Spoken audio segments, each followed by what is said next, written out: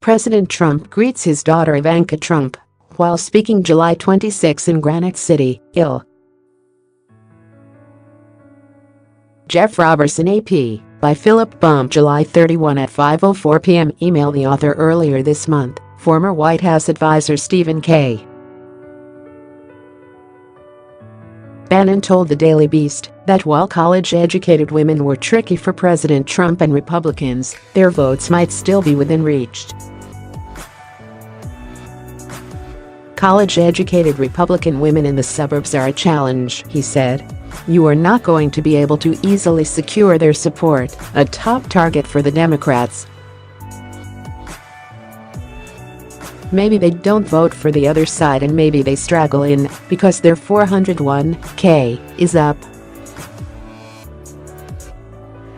But it's gonna be a challenge. Talking to Vanity Fair's Gabriel Sherman more recently, though, Bannon was much more pessimistic.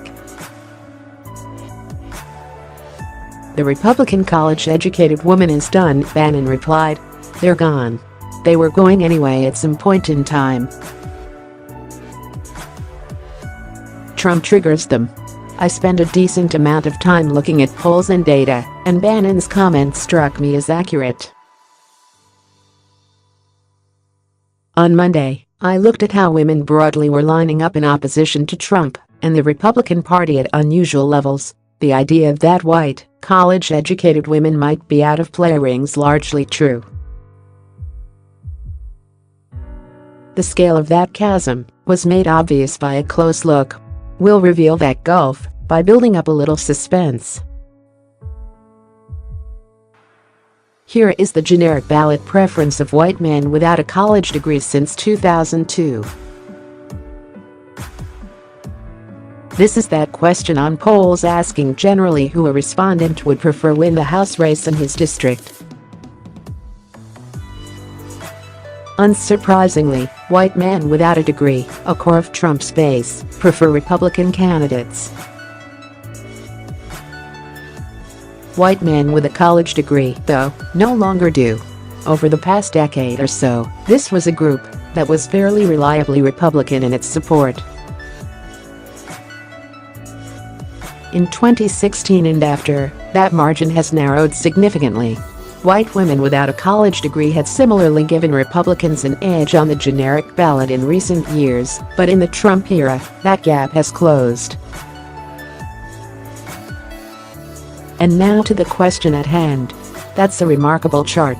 In the most recent Post poll, conducted with the Schar School, the gap was 47 points in favor of the Democrats among white women with college degrees. Look just at the margin, the support for the Republican minus the support for the Democrat in each poll. Support for the Republicans among white women with a college degree drops off a cliff after 2016. There are very few permanent political trends.